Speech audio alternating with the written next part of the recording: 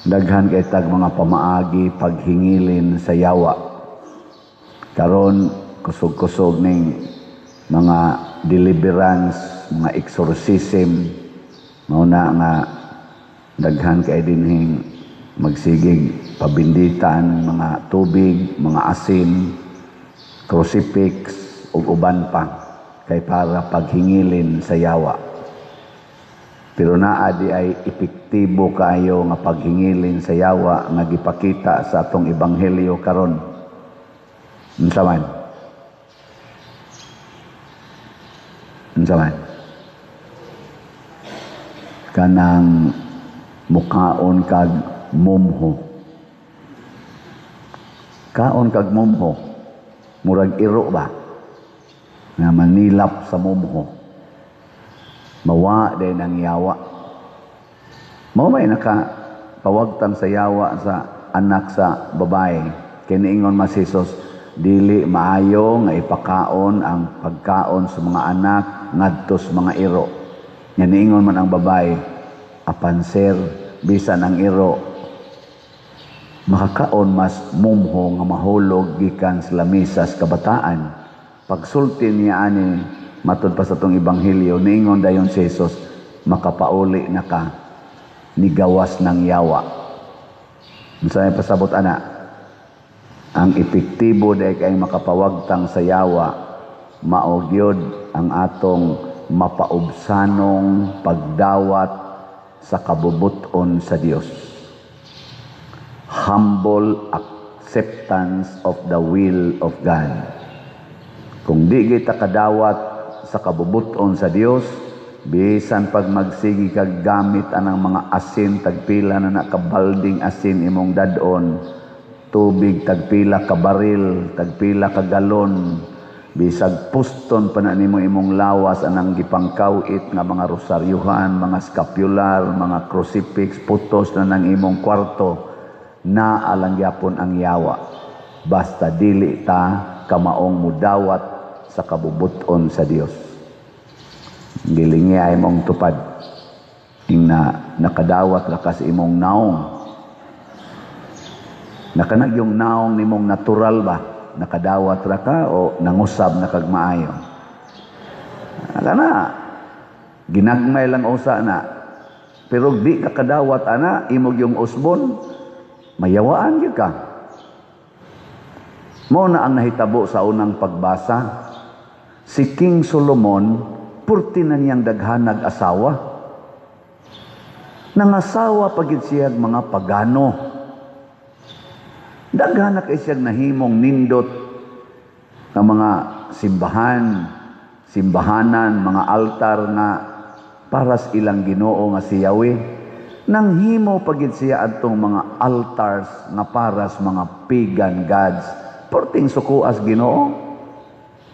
Nayawaan siya kay di naman siya mosunod sa gustos Ginoo. Kaduha gud kuno nagpakita ang Ginoo niya kay giingnan siya ayaw lagi pagsunod anang mga pagano kanang mga idolatry.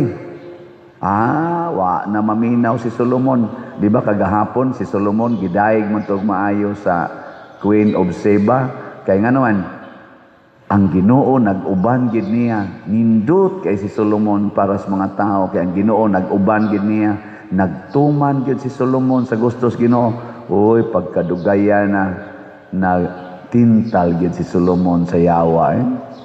Kana bang di na ka makontento sa gustos Ginoo, maghimo na tag-atong gusto. Kani karong impeachment nga himuon sa para sa Vice Presidente. Ako, naminaw man ko sa mga vlog-vlog, pag-declare yun nga ang 284 man siguro to ka mga congressmen nga ni-declare nga dismiss na ang impeachment, petition sa impeachment sa presidente ni Bongbong Marcos. Namakpak sila sa kalipay. Namakpak sila sa kalipay pag-ingon, dismiss na. 284 ang nibutar. Dismiss. Namakpak sila. Nya sunod, karong mga sunod mga adlaw, ang impeachment na sad nga case against sa Vice President. Unsa sa kay ilang buhaton? Ila sa kang i-dismiss aron mamakpak sila o ila bakang i-impeach o nya mamakpak sila kay last year ba 40 nilang pamakpak dapir-apir pas ilang kamot sa dihang na-impeach na ang Vice Presidente. Nag-ana silang kamot ba? Lipay kay sila. So kining ilang gibuhat karon sa atong mga politicians, unsa man nagtuman sa kabubuton sa Dios o nagsupak sa kabubuton sa Dios? Ato na lang ng pamalandungan. Ug unsa may mahitabo kung musupak tas kabubuton sa Dios, sama sa gingharian ni Solomon, nabungkag ang iyang gingharian matud pas Ginoo, bungkagon ko ang imong gingharian, ihatag na nako ngadtos mga pagano. Usa na lay iyang gibilin ang lugar ni Hari David tungod kay si David gikahimutan mas Ginoo kay bisan tinuod nakasala tos David pipila ka higayon, nibalik man siya og hinulsol, di man parihang Solomon nga wa na gyud maghinulsol, nagpagahi gyud ulo. Tungod ni David nga amahan ni Solomon, giretain ang Judah og diha natawo si Jesus, kay si Jesus kaliwat man ni Hari David. Og si Jesus mao'y naghatag natog example nga gikan sa iyang pagkatao hangtod siya namatay, wa gid siya musupak bisag kausa sa kabubuton sa iyang amahan sa Dios. Ug mao na ni ang atong model hangtod karon. Na lingian na sa imong tupad ingna kinsay imong butaran karong 2028, na kinsay gitudlo sa Dios na imong butaran, mga Marcos na grupo, mga Duterte grupo, o kaning mga tawgo na ron nilag Pinklawan na grupo. Atong pamalandungan, kinsa nila ang nag-build sa Pilipinas para magkahiusa? Kinsa nila ang naglihok? Kaning tanan natong mga official god, mga sulugoon man na kunuhay nato sila, mga apply na sila gikan sa national hangtod sa local. Karong 2028 murag kuan man tingali na. Oy, boy appeal tingin barangay 2028 national na oy. Kutobranas mayor og mga konsehal lungsod. Wa pa mo apil anang abot kanus ang kapitan, nus amang mga kapitan gan. Wa pa ko kibaw nus ang eleksyon kapitan. Basta ang kanang 2028 nga ila na rong misigi na nagyaw-yaw, ngandam lag nayo mo ni kani mga impeachment, kanang mga hearing nila, kanang mga warrant of arrest nila diha. Pulos man na siya ilang mga political maneuvering para pag-andam gyud sa ilang tumong nga sila mao'y ma-elected sa kuan 2028. Ana, ang naas administrasyon iya sang giandam og maayob, gi-control na niya hapit tanan. Ana, mauna nga didtos kumilik, may kaayong pagkahanay. Usahay god ang nidaog mao'y taktakon, ang napildi mao'y palingkoron. Nindot na kayong atong kumili karon, ang nidaog gisuspenso, gitaktak, gidisqualify, ang napildi sa eleksyon mao'y naglingkod. Nindot tas atong kumili. Ana, arisag ka sa Congress, magsigig hisgot anang 125 million na confidential fund sa Vice Presidente, wa na gyud maghisgot sa flood control nga porting daghanang nangamatay, nya porting daghanang kwartang nawa, trillions, wa na gyud naghisgot. Nga kana nindot sa kanang atong Congress. Didto sa Senate, ana siging hisgot anang kinsay mahimong bag-o na sang Senate President, o niya, kinsay magkupot yun sa majority, kinsay minority, kinsay Duterte Black, kinsay unsa diha, nga black nila. Wa na yun, maghisgot sa flood control, wa na yun, naghisgot atong PhilHealth nga funds, nga nangawagtang bilyon to. Na, nindot kayo ron. Mao na nga iampo nato. Di natin itakalaom anak nila basig buranan na sila si Solomon nagahi na kay nga bisag unsa og sulti di na gyud maminaw malusno og gining Pilipinas ug kana sila mo'y magda kanang klasihas mga tao ba mga leaders nga nabitang ang ilang kabubuton mo'y ipatuman maliwat ang Solomon ang nindot nga gingharian malusno gyud ang Pilipinas baya matud pa sa mga historians o sa mga sociologists, nindot ba kay tatan-awon mo bitang gitawag tag Pearl of the Orient. Kay nindot kay tatan-awon para sa ubang mga nasod, sikat kay ta economically sa atong political o sa tourism o uban pang mga bahandi nato ba. Attractive kay ta sa tibuok kalibutan niadto mga 1960s nga ri sa mga 70s. Pero gikan ato, nag-anam na tag-dive. Gikan sa 70. Sige, 1970, sige na tag-dive. Karon, unsa naman ta? The most corrupt country in the world. One of the most corrupt countries in the world. Top. Ambot, unsa ta nga top? Murag, kasi proud ta, top 1 ta karon. Di ba proud makita ng top 1 tas klase no? Niya kanang inigabot sa inyong batch, ini-graduate ninyo, top 1 ka, aso dito ta sikata kita murag top 1 o top 2 ba ta? Ana no? Pero most corrupt. Luuyan na gid nato. Ngano man ang atong mga leaders nagsige na og supak sa kabubutos Ginoo.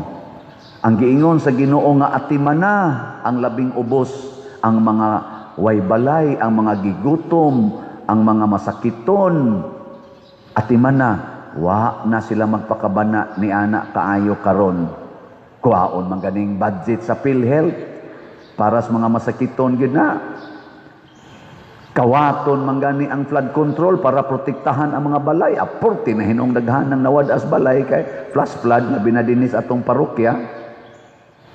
Nga karon ang atong balay nga mahimo sa atong gi-raise nga kwarta sa DPR moabot og mga 57 kabalay.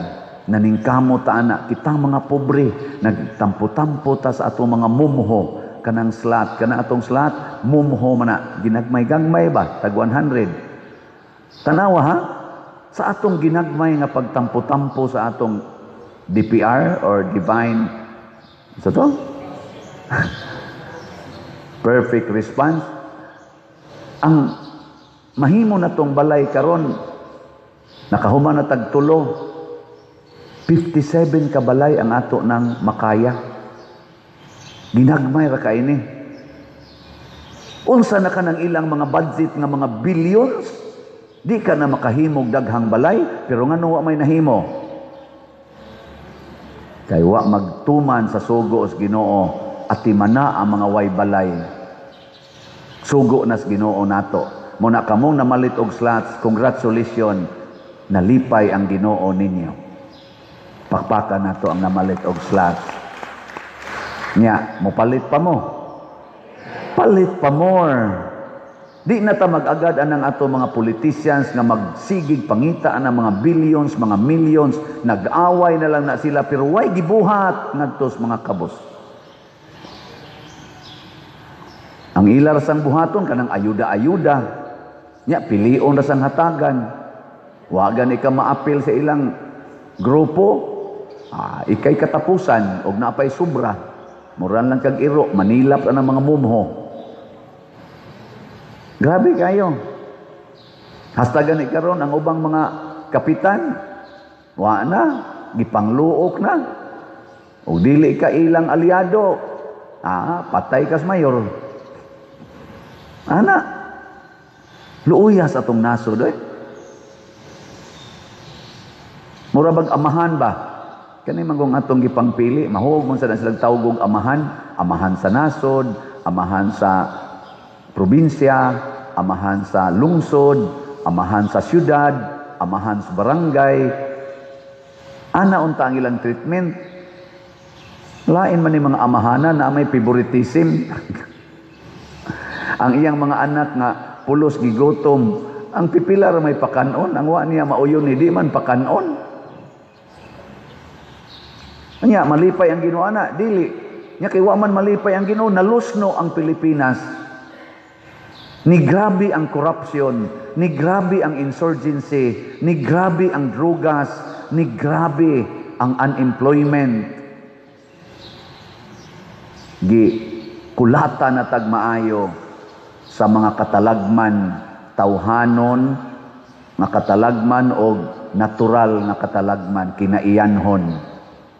Ngano man, ato nang gisupak-supak ang Ginoo. Kinsa may gauna-unag supak-supak sa Ginoo? Ang atong mga leaders. Nakaron kita man kay gobyerno, kusog man kay tanang recite anang preamble nga, government emanates from the people, for the people, of the people. Ilingya imong tupad. Ingna, usbon ba ni natong atong nasod? Ingna usbon tanin. Nya maingon nga, unsa may mahimo nato, nga wa man tay gahom. Ang gahom naa nato. The power of the government naa nato. Pero di ta kausab ani without God. Mao na mubalik tas Ginoo. Ilho nato ang Ginoo, simbaho nato ang Ginoo. Dili nato simbahon ang mga gitawag og mga idols. Kanang idols ba? Idolatry. Kinsa may itong mga idols? Mga politicians, kwarta, mga adunahan, mga gamhanan, mga celebrities, nawa na gani mga Ginoo. Mao may atong usahay gi idolo. Maubitan na inyong mga buhok na nga bland na bisag itom. Kaya ang inyong idol kana mga celebrities nga nagpa-bland sa buhok. Maubitan nang kita mga Pinoy daghan kay tag mga gapatato sad karon na putos ng lawas sa tato. Kay ang imong idol kana man sang na ang celebrity nga daghan kay tato. Ang atong iidolo mao na ang Ginoo ug ang mga santos. Tan-aw nato si Mama Mary, tan-aw nato si Santiago Apostol, San Pedro Calungsod, San Lorenzo Ruiz, sila si San Agustin, San Pablo, San Pedro, ug uban pang mga santos, San Isidro Labrador, San Roque, San Juan Maria Vianney, daghan kay tagmatan-aw Mother Teresa og Calcutta, pulos gini naghatag og kaayuhan sa kalibutan, Saint John Bosco, Saint Vincent de Paul, pulos kini nagbubo og grasya sa kalibutan, sundo na nato, dili nang nagguba sa kalibutan nga naliwat ni Hari Solomon nga masinupako na kaayo human nakatagamtam sa daghan kay mga grasya. Musunod ta ni Hari David nga bisan paggibubuan sa tanang grasya nagpabiling mapaubsanon.